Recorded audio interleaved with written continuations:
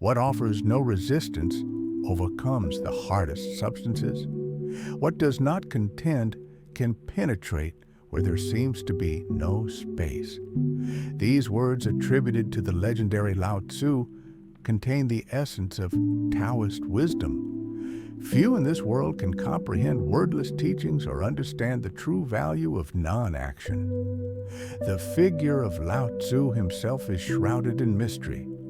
There is no historical evidence of his existence, but if he did live, it was likely between the 6th and 4th centuries BCE, making him a contemporary of Confucius. What's even more remarkable is that his brief yet profoundly deep work, Tao Te Ching, became the foundational text of Taoism and one of humanity's greatest spiritual works.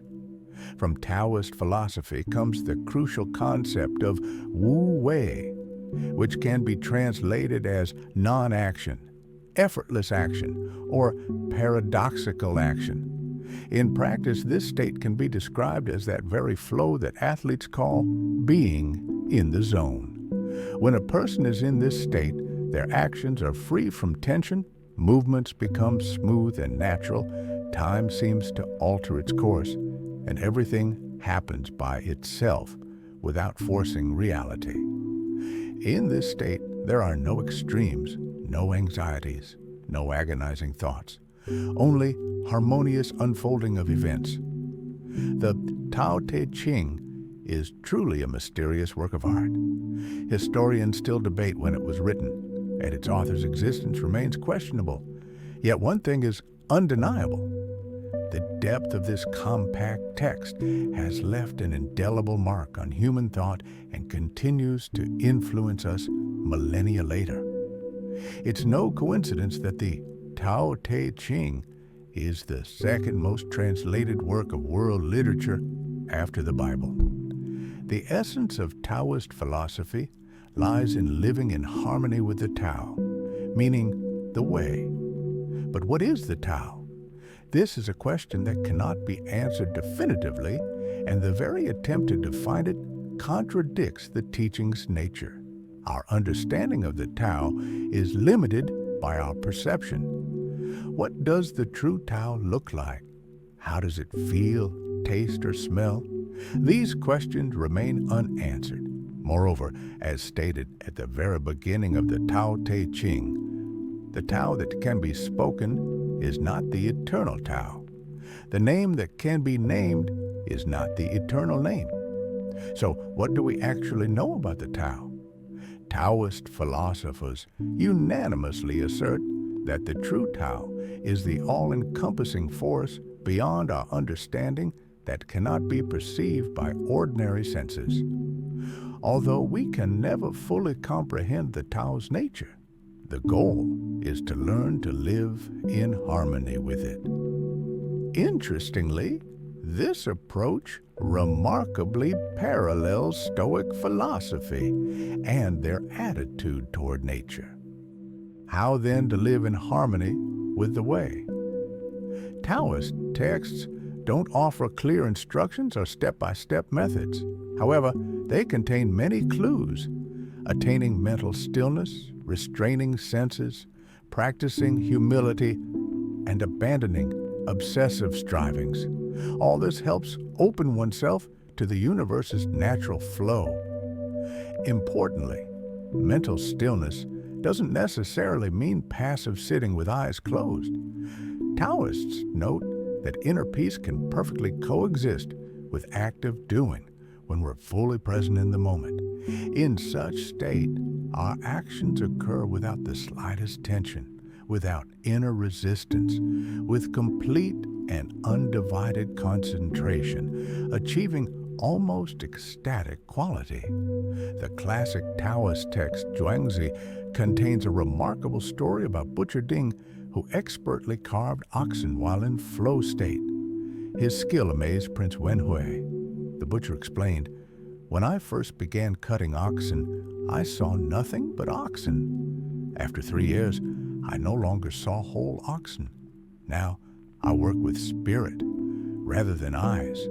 My senses and intellect stop while spirit moves where it wishes. I follow the natural structure cutting through great cavities, guiding my blade where there's space. That's why my knife, after 19 years, remains as sharp as newly honed. This story leads us to another important Taoist aspect, the power of softness. Using brute force, we may achieve results but expend far more energy than necessary and risk unnecessary damage. Whereas a person in flow state approaches tasks with wisdom, knowing when to act and when to refrain. This is the principle of Wu Wei, neither too strong nor too weak approach, the golden mean between anxious tension and passive apathy. The idea of non-action radically contradicts the Western ideal of constant strain and struggle. From childhood, we're taught that success requires increasing effort, ambition, and persistence. But aren't we burning ourselves out this way? We often look down on passivity, confusing it with laziness, though they're fundamentally different. Observing nature reveals that non-action is far more natural than it might seem. Results don't always correlate with effort expended. Many processes unfold by themselves, and often our task is merely to gently guide them, like a gardener directs a plant's growth, rather than forcing it.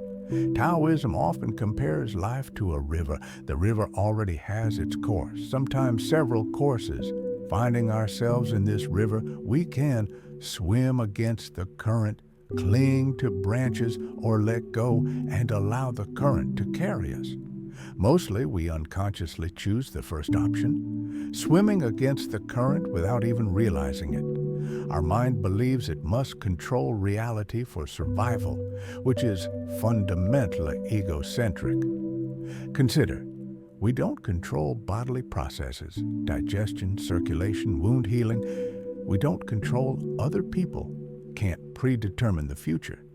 We don't even choose whom to love or find attractive. Everything beyond our will simply moves along. Sometimes this movement is directed by reason, but more often by nature's course.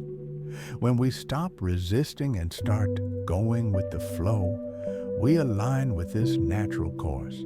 This path of least resistance allows nature to unfold without our interference. Thus, the Taoist approach is more the art of navigating life's river than attempting to change its flow.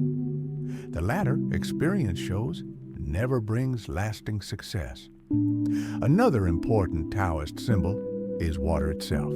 Its softness and humility became symbols of the Tao. The Tao Te Ching states, "Highest good is like water. Water benefits all things without competing. It stays in lowly places others avoid. Thus, it is near the Tao. Water may be soft, but it overcomes the hardest. Remember how drops wear away stone.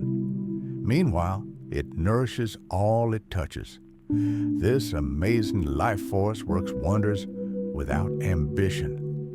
Nothing in the world is softer than water, yet when it attacks the hard and strong, nothing can withstand it. A main reason we fall out of flow state is obsessive focus on results rather than process. When fully immersed in the present, you forget about goals, pressure, future anxieties, and past mistakes. There's only you and what you're doing here and now. The only way to achieve this is to learn to let go.